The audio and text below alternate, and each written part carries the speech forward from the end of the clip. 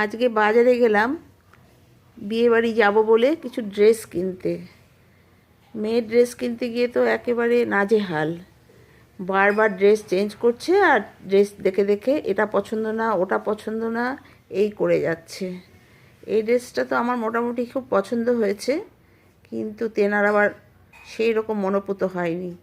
এই ড্রেসটা তারপরে ওর পছন্দসই হলো। আমি বললাম খুব ভালো লাগছে, এটাই নে। তারপরে আয়না দেখে ঘুরে ফিরে দেখে বললো, মা ভালো করে দেখো কেমন লাগছে। আমি বললাম খুব ভালো হয়েছে। তারপরে এটাকে সিলেক্ট করলাম, সিলেক্ট করে এটাকে নিয়ে গিয়ে আবার একটু চাপাতে হলো। দোকানটাতে এত স্টক রয়েছে, যেটা দেখছি সেটাই যেন পছন্দ হয়ে যাচ্ছে। মনে হচ্ছে যেন সবগুলোই কিনে ফেলি, কিন্তু সেটা তো সম্ভব না।